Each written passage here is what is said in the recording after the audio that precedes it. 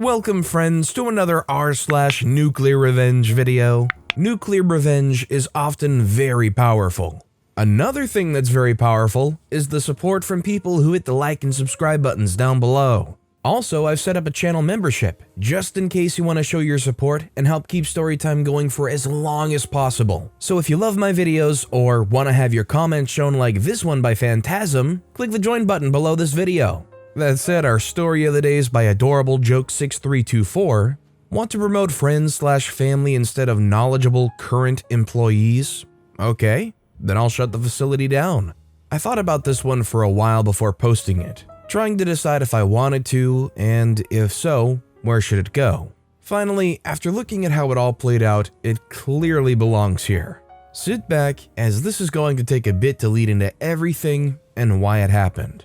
Just to set up some background, I was working for a privately run correction facility, PCF for short and anonymity, and had been doing so for nearly 10 years.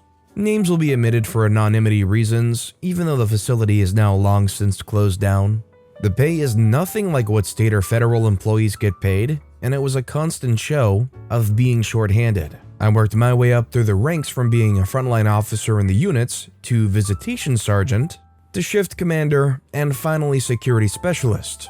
Bear with me as this does take a bit to explain why the upward steps came. When I was a floor officer, I worked with others assigned to the same unit to get a general code of conduct going, i.e. what we would expect out of the offenders and what we would let slide within reason. Because of this, the unit we worked on ran so well that most thought of the unit as the easiest unit in the facility to work. But it was because all of us ran it nearly identical and were consistent and fair. Eventually this caused my shift commander to move me to other areas as a test, and eventually into visitation. Visitation ended up being one of the most demanding positions I worked at the facility simply because prior officers had done so little and were so behind. Along with my partner, which regularly changed because of the stress of the position, we got the visitation department up to code and went from taking 5 visitors a weekend to over 80 visitors a weekend on the regular. After doing this for roughly 3 years, I moved up to the sergeant of visitation, which was less stressful, as it was more supervisory and handling complaints as well as necessary policy revisions. After nearly 2 years, I moved into shift commander. Here, I identified several issues with our overtime policy, to include significant favoritism issues as well as corrected several reporting flaws that we were constantly being dinged on by the PPMU, Private Prison Monitoring Unit, of the Department of Corrections in my state. Because of this, PPMU personnel and I became very close as I worked with them on further clarifying and correcting some of the things we weren't doing quite right. This led to creating several spreadsheets in Excel that more or less made tracking overtime, vacation, assignments, and various other little managerial things far easier to track, with barely anyone having to do much other than add their employees and fill out assignments for each shift. This allowed us to get away from favoritism and more easily spread the copious amount of overtime fairly, so everyone was doing their fair share, instead of just a handful constantly being taken advantage of, while also making it easier to explain monthly shortages. Higher-ups loved it, PPMU loved it, and many of the overworked frontline staff were delighted by it because it allowed them to finally get some rest after 16-hour shifts, while others hated it because they couldn't skate by under the radar without doing their share of mandatory overtime. Part of the new hire agreement was signing you understood there was mandatory overtime, and refusal could lead to disciplinary up to termination. During this time, we had some changes in administration and the creation of a couple positions that were required as part of our contract with the state, which was renegotiated yearly. This is important to know later on. This included at least 1 captain per shift. Originally, we had 2 lieutenants. A captain of housing, had none prior, a security specialist, also a lieutenant position, and changing several positions from officer to sergeant level. This is where the problem started, and a number of the staff started filing complaints. Because while the state mandated these positions, the private company didn't like it cutting into their profit margin and begrudgingly agreed. However, our administration saw this as a way to get their friends in cushy positions, Company policy says to promote from within, but our administration found ways to make it seem like most internal candidates didn't meet qualifications, while hiring old buddies into newly created captain and administrative positions. I was eventually moved to security specialist and backup shift commander. My new role was creating facility-specific amendments to administrative regulations to ensure we were following the purpose of administrative regulations. This entailed how our equipment was managed, key set permissions, restrictive housing unit, visitations, perimeter security, and making sure all guest, visitor, vendors, and volunteer entry policies were followed to include mandatory background checks. I also ended up taking over several other Excel spreadsheets that were required to show each department in the facility was accordingly staffed the required hours per our state contract agreement. It was quite the handful to say the least, and by closer following the administrative regulations, I was quickly making more enemies as a lot of the issues started showing how incompetent the administration was. Namely the major, housing captain, and one of the other captains that were buddies the major got hired on. As security specialist, I reported directly to the major, deputy warden, and warden, as well as by extension, PPMU. We had regular meetings to discuss issues and how to remedy them. Then it was my job to author the adjustments so the major could review and sign them along with the warden before they went into effect. By this time, I was the sole manager of no less than 5 major Excel spreadsheets in the facility used in various departments, all of which I trained each in those departments to include major and captains, as it was to eventually become their responsibility to manage them. This included giving them encrypted passwords if those spreadsheets ever broke or corrupted, as Excel is known to do on occasions. However, this didn't happen, and I was constantly the go-to in order to get them fixed. After a couple of years of this, in comes the private corps to renegotiate the contract, and suddenly my position responsibilities get reorganized in their respective captain or major responsibilities.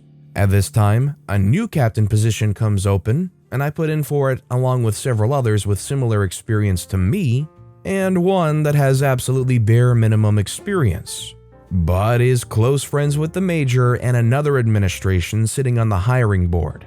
Needless to say, they get the position, and I get bumped to their old position as housing lieutenant. I ask my major why I can't be moved back to shift commander, where I can at least still work on all the policies and sheets I've made up to this point. To which my major says to me, "You aren't a captain, and we needed a captain there, not you. Just be happy you didn't get demoted and stop trying to be a captain." I smile and reply, "Okay, but you do know if you move me to housing, I no longer have responsibility over all the work I currently do, as that's all security-related responsibilities, and housing has different responsibilities, right?"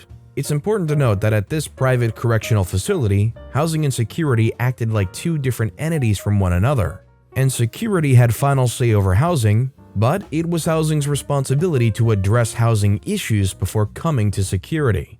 This meant moving me to housing lieutenant instead of back to shift commander would mean I no longer had any right to correct them when they weren't following the policies I'd written prior, and certainly meant I had no responsibility over any of the spreadsheets they managed. "Well, that is how it works here," the major replied. "You just didn't get the captain position. I'm sure we chose the best person, and there will be no issues. Just do what your new position is because you aren't a captain, you're a housing lieutenant, and you will do only what is part of that position's assignments." At this point, he gives me the biggest poop-eating grin as he's waited 3 years to put me in my place for making his job harder by actually having to do his job. "Okay," I say and leave the room without saying any further. Cue the nuclear revenge. Now, I had also submitted complaints of harassment and policy violations with updates as further incidents took place, causing the complaint to stay perpetually open. And this was added to the complaint with documentation. This was only another notch to a long-going issue, one that various others I worked with have also joined in on, as they had equally been railroaded, harassed, discriminated against to include lost wages, and saw the nepotism taking place. It's important to know that the policy on nepotism for this company included language stating that family and close friends could not have unfair advantages in promotion or job placement over qualified or current employees. Now, it isn't immediate, this change, but after a couple of months, I'm now working as a housing lieutenant and taking care of my new responsibilities. I've shed all responsibility of prior spreadsheets, policy adjustments, and anything that doesn't have to do with my immediate department. It's about this time when things start to go noticeably wrong. Even though I took the time to train, assign management rights, and give password control of all work boots to the responsible department heads, most of which was the major, it doesn't take long for it all to go to crap. The new captain doesn't know a thing about Excel, let alone any of the reporting software a shift commander has to use, sometimes multiple times a day, is very lacking in knowledge of AR, and quickly gets various offender and staff complaints. The major isn't keeping track of the spreadsheets he's now supposed to manage, contract compliance tracking, and facility entry tracking, because he's just as clueless when it comes to anything computer related. And visitation is slowly going down the drain because none of the other captains kept open communication with the sergeants/officers to help deal with issues and staffing concerns. By this point, PPMU is very unhappy and demanding that these areas be brought up to compliance within 30 days or they'll start to pursue fines against the company, cutting further into their monthly profit margin by nearly $1,000 per day out of compliance for each issue, on top of other fines for failure to fill contractually obligated positions. Needless to say, these are fines that add up very fast for those who don't know. At this point, my housing captain calls me into his office with another of the admin to give me the assignment of fixing these troubled areas. After reviewing the assignment, I smile back and tell them, sorry, the major told me I wasn't a captain, and that I was to stop doing captain work now that I was a housing lieutenant. This is beyond my assigned post to fix, as it requires me to tell security what to do in order to fix it. We should work as a team. You don't want the team to suffer for this, do you? He says to me. Then the other admin pipes in, Lieutenant, let me get this right. You're refusing to do this because you didn't get the captain position. I then give the same poop-eating grin the major gave me when he told me months earlier, well, that's how it works here, isn't it? Security manages security, and housing takes care of housing, unless it jeopardizes the security of the facility. Then it is security's problem, right? I then roll my shoulders into a shrug. I just simply lack the authority to do that job. And the major assured me that you and the other captains all had it under control. I even showed it all to you before I was reassigned, remember? By this point, I can see that the captain is getting visibly upset as they're now entirely responsible for all the work I used to do. The other admin at this point looks at me again and asks, so are you refusing to do this assignment? It isn't that I'm refusing to do the assignment, it's just that with all my new responsibilities as housing lieutenant, I simply don't have the time to do them and the work of a captain, which the major made very clear I'm not supposed to do the work of any longer, as I'm not a captain. I then stand with a smile, so no, I'm not refusing the assignment. I'm following the orders of a higher superior that told me to no longer do anything outside of my assigned duties as a housing lieutenant. Last I checked, the post orders I signed stated I was only to do assignments that are of housing unit responsibility, which also is signed by the major and the warden. Now, if you don't mind, I really have other responsibilities I need to get back to. I then smile to both of them and walk out of the office, as I was currently in the middle of getting vacation requests and working on offender housing assignments to ensure we were in compliance with STG, Security Threat Group, and racial balance requirements for the nearly 1,000 offenders in the facility. About 20 days later, I receive a phone call while on vacation at 8 a.m. from the Standin Warden. Our warden had been put on administrative leave pending investigation, along with said housing captain. Is this lieutenant? Asks the Standin Warden, to which I groggily answer, yes, it is. Who is this? This is Standin Warden, and I'm sitting in the room with housing captain, who has brought something rather startling to my attention. He is saying that you refused to do an assigned duty that resulted in the inability to track various things in the facility. Is that correct? At this point, I sit up in bed and answer, yes, that is correct, but that's because I don't even get to finish, as this stand-in is clearly upset at my admission and interrupts me. You do realize that this is insubordinate behavior that is gross in nature, don't you? Anger is clearly in his voice, but a controlled anger. I can only imagine that the housing captain is sitting in the room with a poop-eating grin. Am I going to get to answer, or are you going to interrupt me again? It seems you've already made up your mind on the matter given the tone of your voice, sir, I respond. You're correct. I've decided that your negligence in performing duties as assigned is gross in nature and believe this meets the required parameters for immediate termination, effective now. He pipes back, obviously not happy with what I said. You do realize I'll be adding this to my complaint of workplace harassment and retaliation if you do so without getting the full story, don't you? This means that I'll be adding your name to the complaint for failure to do your due diligence in getting the full story, on top of the warden you're currently replacing, the housing captain sitting with you, the major, and several others for violation of your own disciplinary policy. I'm shaking at this point, angry that this is happening and that I have to resort to this extent to get the point across. And yes, I do have access to all of the documents, including all current policies of the company, the current contract between the company and the state, and will pursue this if you continue with this. You do what you feel is necessary, and I'm doing what I feel necessary. As of this date, you are hereby terminated. You will receive in the mail the disciplinary form and decision to include a formal answer to your complaint by the week's end. I say, you see, if you're part of that complaint, you no longer can issue the formal answer according to policy. It will now have to come from corporate HR, who will have to agree with your decision, and already has copies of the complaint as well. My voice now shaking from my own anger. Well, then you'll be hearing from them, I suppose. The phone then hangs up. But not before I could hear the change in his tone of voice as well. I wasted little time in updating my complaint and notifying the corporate HR person I had been in contact with for about 6 months now. The aftermath? A week later, a notice was sent to all employees that the facility would be closing their doors permanently in 90 days. And I continued to receive my full 40-hour-a-week pay until the day those doors closed without ever having to return to work. I was then later allowed to file for unemployment, as well as the technical reason for the loss of employment was through no fault of my own. I later found out from the HR department that the facility was closed due to 4 major reasons.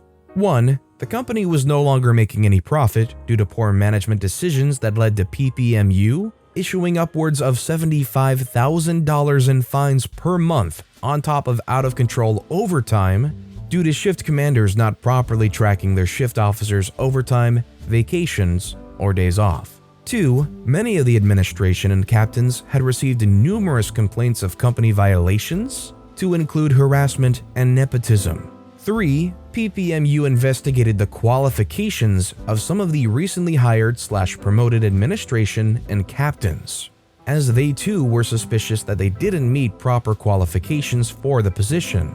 This means they were entitled to backfine all the days those positions were filled simply because they were unqualified candidates. 4. The investigation found all complaints to be valid and would require termination of nearly all of the current administration, 2 captains, and 1 HR for failure to correct the issues, meaning it was easier to just cut their losses rather than try to fix it. Why was this nuclear revenge? Well, the state had to quickly move and relocated nearly 1,000 offenders, 250 people lost their jobs, of which 15 of them ended up fired due to policy violations, resulting from the investigation of nepotism and workplace harassment. A few had workplace discrimination and resulted in one person, who was not receiving fair wage of others of a similar position, to receive back pay upwards of $38,000. My start of complaints led to others filing complaints for similar reasons in the nearly 2 years leading up to this, adding to the documentation of the issue that resulted in the closure of the facility. Even knowing the impact this had, if I were to live through it again, I would still have done the same thing. Having seen the example OP put forth here, do you believe that a for-profit prison has any reason to exist? The problem is, in any place that's for profit, if they can cut $1, save money somewhere, and still profit, it's probably gonna happen. What do you think? Should for-profit prisons be allowed to even exist? Let me know what you think in the comments down below. But with that being said, that's all the time we have for today. If you haven't yet, if you could like and subscribe, that would mean a lot to me. Whatever you do, whether it's liking, subscribing, turning notifications on, all of it helps grow this channel, and I appreciate the heck out of it. So until next time, I'll see you all tomorrow with some more stories.